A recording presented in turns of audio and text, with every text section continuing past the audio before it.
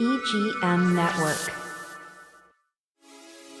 This is an Evergreen Media Network production. And now, it's time to put you on the spot with EGM.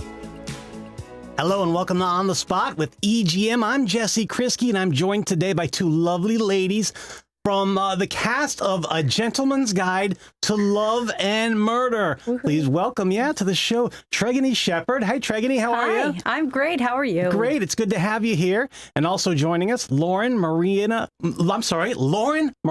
Medina. Nailed it. Hey, well, second time anyway. Hey, very good. All right, so you guys play in A Gentleman's Guide to Love and Murder, and that is appearing at Riverside Theatre January 9th through February 1st. Get tickets at riversidetheatre.com. Everybody in town is excited for this play. It's a great It's going to be a great production, a musical, a comedy, a little bit about a little bit about a power struggle, right? There's a love story to it. So let's talk about what, if you've never heard about A Gentleman's Guide to Love and Murder. My wife tells me a little bit about it, but I want to hear from you two. Tregoney, do you want to take this? I understand you, Tregoney, were at the very beginning of this production. I mean, you were formative in the formative years. Yes. Before it became what it is today, but I was a part of many of the workshops from the beginning, and the brilliant, they're just brilliant. The brilliant writing, Robert Friedman, and the music of Stephen Luttvack, and they created this incredible piece of work, and it's so satisfying on every level. But I think audiences are just going to really, really respond well to it here. They've responded well to it everywhere. So yeah, I mean, it's been on and off Broadway for decades now. What an incredible, incredible run for this show, right? Gentleman's Guide to Love and Murder. We've got comedy. We've got musicals. So I understand the basic plot is this gentleman finds out that he is eighth or ninth in line to some richness, some inheritance, some money, or some power, and he has to figure out a way to get that, right? Basically, am I?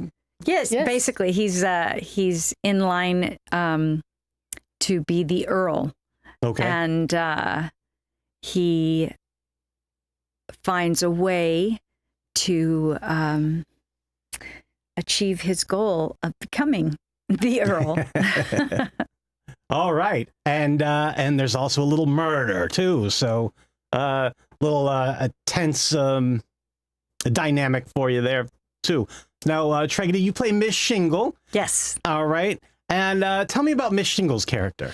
Miss Shingle has worked. She's been a member of the Dysquith household, which is the family that the earldom that he belongs to. And since she was a very young girl, and she was friends with his mother, and who was dismissed from the Dysquith family for making choices that they didn't agree with. And she, upon hearing of her death, the mother's death, she comes to visit him and let him know about this history, because he doesn't know anything about it. And so it's all news to him. And then, so that's sort of the impetus to get the story going. Okay. And then he takes it from there. Aha. All right. Very good. Now, Lauren Maria Medina. Lauren, you play Phoebe Dysquith. Tell us a little bit about Phoebe's character, please. Phoebe's so cool. Yeah? She's part of the Dysquith family. She's a woman of position. She is beautiful, wealthy, a powerful person, but is often misunderstood. Okay. And underestimated because of those qualities. And she sort of is vocal and clear about longing for someone that can be her match and that can keep up with her and also be a pure-hearted person. And then she finds that in Monty. The only problem is that Monty has another woman in his life. Oh. Sabella, who's sort of Phoebe's foil. She's very cunning and messy in her own way and devious, and she is also a social climber like Monty. So she comes, they sort of come from the same, for lack of a better term, side of the tracks, so they, that moving upward sort of thing. Right. And she's already there. Yeah. So then amidst this, I feel like I'm not giving too much away by saying amidst the plot of murder, right, in which he's murdering is it 8 or 9? I forget. family members. A love triangle begins as well. So I feel like the show is something for everyone. It's scandalous. It's murderous. It's funny. Yeah. It's heartfelt. Yeah. What's not to love? Yeah. Very good. And now, does this take place in modern day, or is this in the past?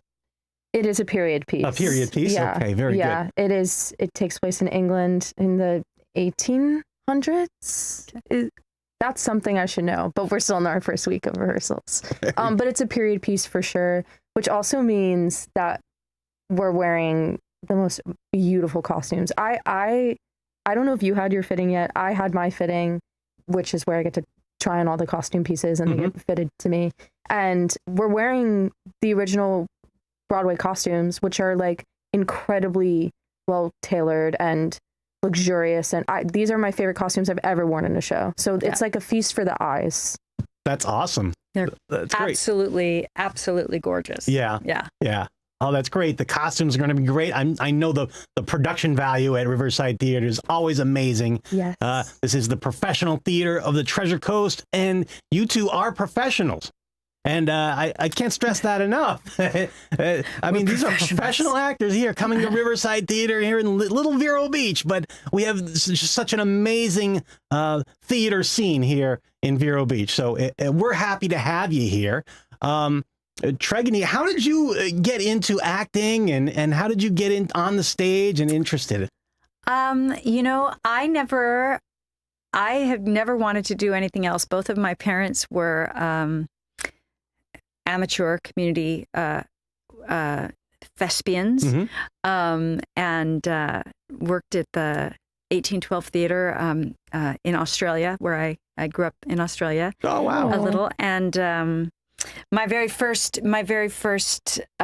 role was the Tooth Fairy, Gertrude Guzzletop, the Tooth Fairy, in an English pantomime, and she said, "I am a little fairy, and my toes are sort of hairy, and my tummy is a subtle shade of green." So, wow. I never wanted to do anything else. I started there, and I've ended here, and that's very nice. What a very gorgeous good. musical sampling. That was awesome.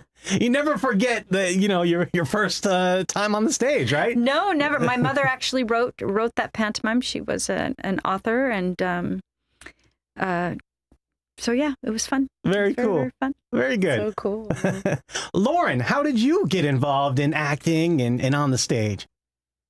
I played softball as a kid. Not that I was famously not good at it.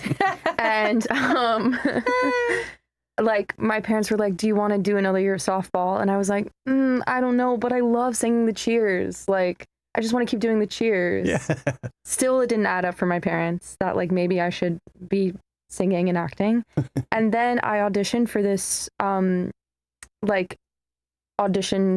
selective choir in my elementary school. And from there, the music teacher encouraged me to audition for the New Jersey State Honor Choir. And I did, and I placed second in the state. And my parents still didn't think I had a good voice. But when that happened, and also no one in my family I had one cousin, but besides that, no one in my family was really doing this or in my orbit where I grew up. But yeah, then they stuck me in voice lessons, and the rest is kind of history. That's great. That's great. And so I know you all are just getting into town. And once again, the Gentleman's Guide to Love and Murder is playing at Riverside Theatre January 9th through February 1st. But what is next? Lauren, what is next for you? Oh my gosh. I'm just trying to get through this show first. Yeah. It's like the crazy thing about being an actor is that there's constant change. Mm-hmm. So I had a teacher say this to me once. I don't know if someone's ever said this to you, Tregoney. The job is the vacation. Sorry. When you book a show, mm-hmm. the show is a vacation and your job is auditioning. So we're constantly auditioning all the time, and different things can take us to different places, even like Vero Beach on a whim. Mm-hmm. So there's things bubbling right now, but who knows what will be next. All right. Very good. So anybody can reach out to you and yeah, for sure. Absolutely. For sure. And Tregoney, do you know what's next for you? Yes, I get done with this February 1st. I'll fly to Phoenix for a week, and then I will fly to Pittsburgh to do Wicked for a week, and then I come back, and I've actually written a one-woman play, and we'll be doing a reading of that in New York in March. So I will be hyper-focused on making sure all of those characters are prepped and ready to go. Oh, exciting. That's so exciting. Yeah. Do you have a title for the one-woman play yet? Yes, it's called The 39 Widows. Oh, okay. Ooh. Very good. All right. Well, we'll all look forward to that. All right. And, of course, we're all looking forward to A Gentleman's Guide to Love and Murder. That's January 9th through February 1st at Riverside Theatre. And you can get tickets online right now. Get them right now because I'm sure they're going to go fast. They are online at riversidetheatre.com. All right. Tregoney Shepherd, Lauren Maria Medina, thank you very much for joining us today. Thank you. This was really fun. It's going to be really fun. It's a really fun show, I'm sure. My wife and I are very excited to see it. It's coming up here at Riverside Theatre. We're going to get our tickets, and we'll see you when you're on the stage. We're excited for it. Great. See you then. Thank you. All right. Thank you very much for watching and listening to On the Spot with EGM. I'm Jesse Kriski. This is the EGM Network. Until next time, take care. Bye.